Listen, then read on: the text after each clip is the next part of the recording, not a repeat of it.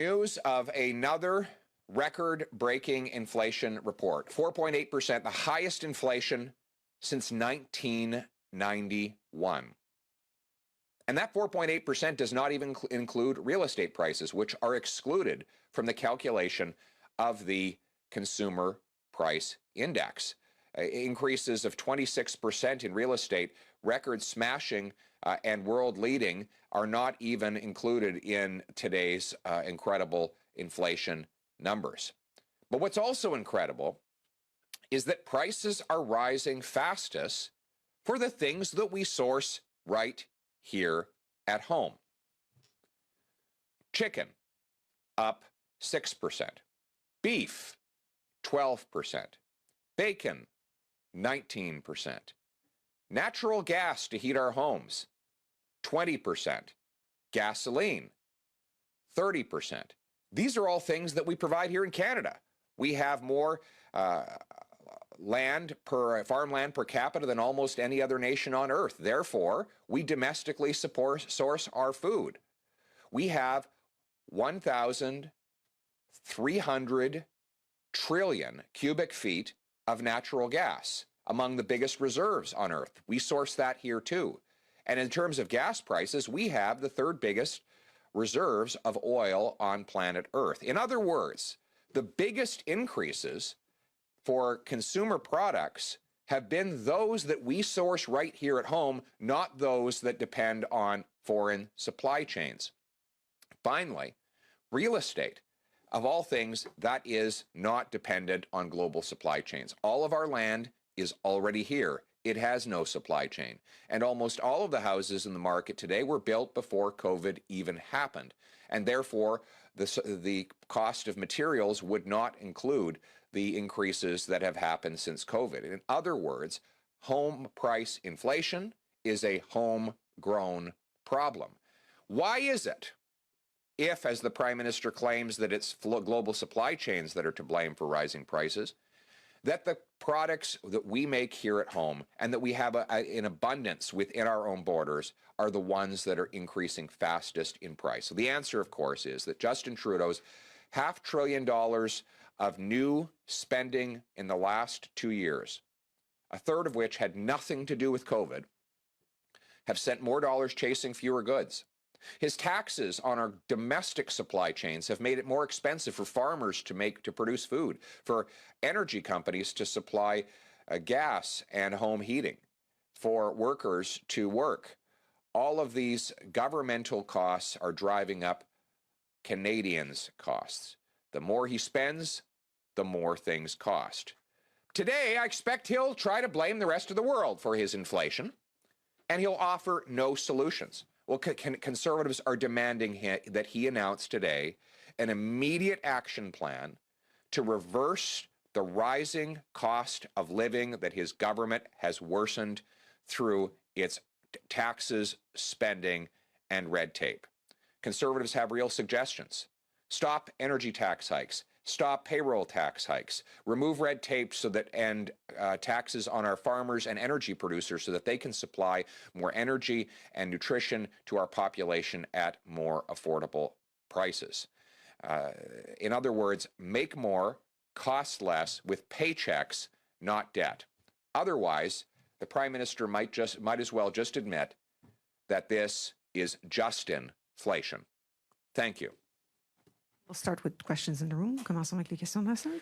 Bonjour, M. Poilievre, Louis Blouin de Radio-Canada. Ce matin, le directeur parlementaire du budget dit que le gouvernement n'a pas réduit ses dépenses en relance économique comme il l'avait promis à mesure que l'économie reprenait du mieux. Oui. Est-ce que vous croyez effectivement que le gouvernement doit réduire ses dépenses de relance économique? Quelle approche ou comment ajuster l'approche du gouvernement au budget qui s'en vient, là? Mais la réponse est oui. Les dépenses que le gouvernement fait ne fait rien pour la relance économique. Le directeur parlementaire du budget a révélé aujourd'hui que le gouvernement les mesures introduites par le gouvernement ont augmenté le coût du gouvernement par 500 milliards de dollars, donc un tiers n'a aucun lien avec la pandémie et qu'il n'y a aucun logique dans les dépenses supplémentaires que le gouvernement prétend faire pour la relance. La relance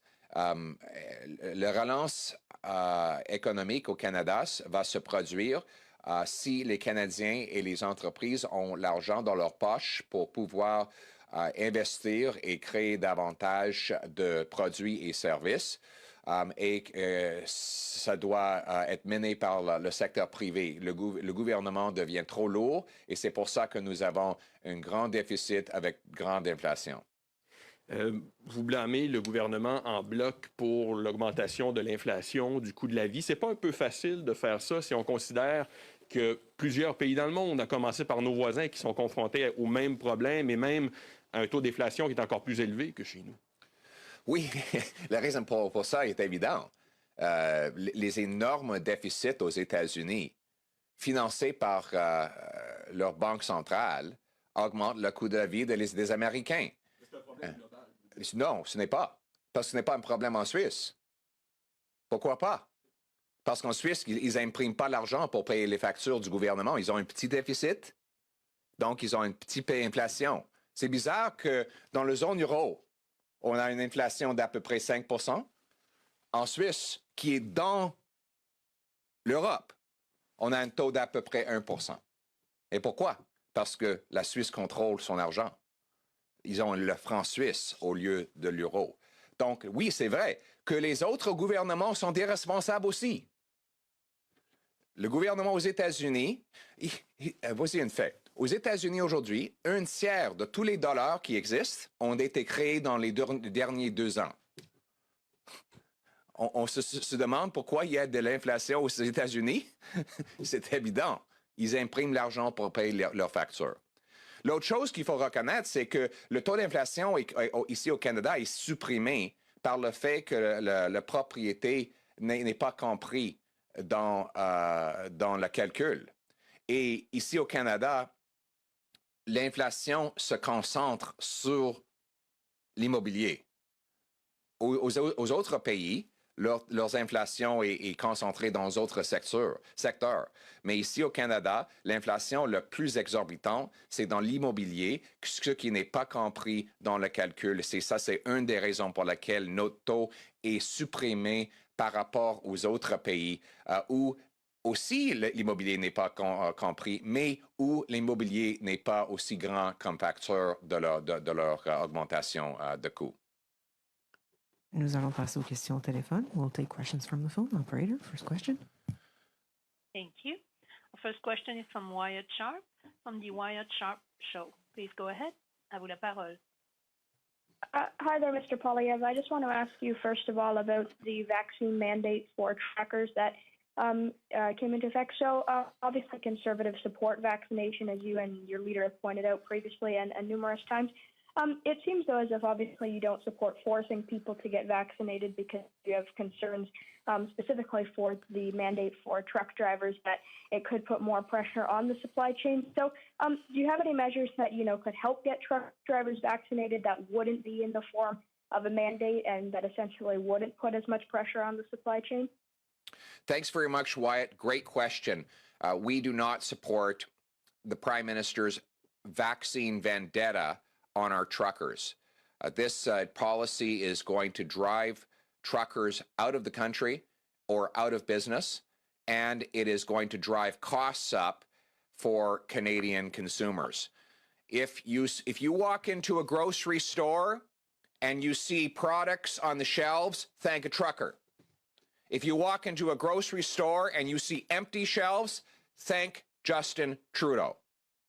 His policy of vaccine vendetta against our hardworking truckers is going to drive up the costs for our people, drive people out of work, and leave us with empty shelves. We think the best way to get people vaccinated is through persuasion, not intimidation. We don't believe in robbing people's freedoms. We believe in convincing them through data, science, and logic. And we think that the Prime Minister's attempt to attack people who have different points of view on this is only dividing the country and threatening public health. Okay, and then thank you for that. And then in terms of inflation, obviously it's rising in Canada. You mentioned it's the highest it's been in quite a while. It's obviously rising too in many other parts of the world. Some countries, the U.S., it's climbed 7%. And that's the largest rate in the United States since 1982. So I'm just wondering specifically, obviously Canada can take measures to address it here at home. What do you think should be done, though, to address it? Because obviously, Canada can address it here at home, and that's great. But if other countries don't address it, it could also have an impact on, the goods that we import and export. So how can we ensure that inflation rates, are lowered, not just in Canada, but around the globe? And what kind of role does the Canadian government play to make sure that they can be lowered, not just in Canada, but around the world? Great question, Wyatt. Well, first of all, you're right. The Americans have 7% inflation. Why? Because of their stupid monetary and fiscal policy. It's that simple. They're running massive deficits and printing money to pay for it. The $1 in every $3 in circulation in the U.S. economy today was printed in the last 2 years. More dollars chasing fewer goods means higher prices. So what do you get with that? You get inflation. What we should do is avoid following that policy. We should do the opposite of what the Americans are doing. That's what Switzerland has done in Europe. While the Eurozone has inflation around 5%, Switzerland has been closer to 1%. Why? Because the Swiss have their own franc. They don't print it to pay the government's bills, and therefore they protect the purchasing power of their people, even though they rely on the same supply chains in the same continent and face the same pandemic as their European neighbors. So here in Canada, if we were to protect our purchasing power by phasing out the deficit, ending money printing, then we could protect our people against the kind of inflation that we see south of the border. We don't need to follow the Americans' monetary policy. During the 2008-9 financial crisis, the Americans printed money. We did not. We had better results: lower inflation, lower deficit, lower unemployment, faster recovery. So we don't need to do what the Americans are doing. We need to protect our own money here in Canada. When we were growing up, our kids, as we were kids, and our mother said to us, just because your friends are jumping off a bridge doesn't mean you have to. And the same applies today. Just because other governments are ruining their money and driving up the cost of living for their people doesn't mean that we have to do the same here in Canada. And finally, I would point out that we in Canada are underestimating the real inflation because it doesn't include house prices, which have gone up a record-breaking 26%. While that is why a practice of many countries, outside of Canada, inflation has not centered on house prices as much as it has here. Here, inflation has been focused primarily on real estate, and that is not included in the 4.8%, one of the reasons why we have an artificially suppressed number. Opérateur, prochaine question. Thank you. Our next question is from David Thurton from CBC News. Please go ahead. À vous la parole. Hi, good morning, Mr. Poilievre. It's good to see you. My question is this: should federal politicians or their wives accept gifts, like just say a rocking chair in the range of $2,000 with tax, and also, tag the retailer on social media? Do you think that's acceptable? I don't think it's a good practice. I make a point whenever I'm supporting a product that is Canadian made in order to celebrate a local business or something, that I always pay for it. If I'm having a cup of coffee at a coffee shop and I post about the coffee, I always make sure I pay for it, even if the owner tries innocently to offer it for free.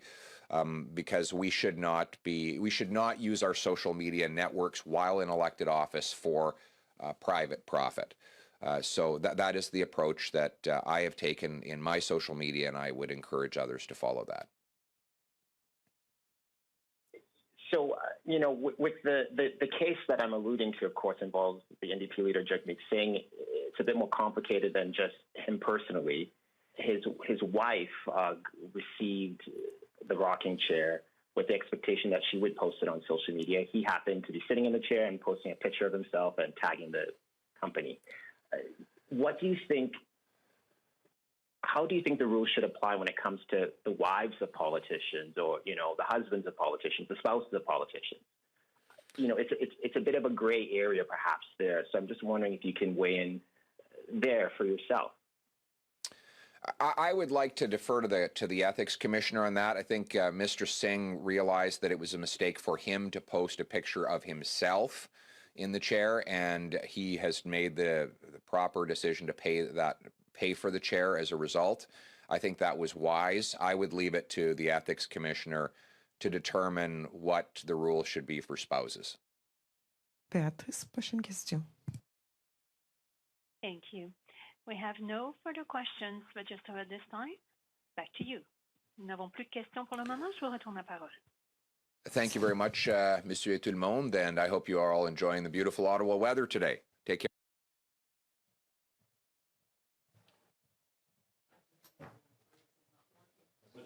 Thank you. The conference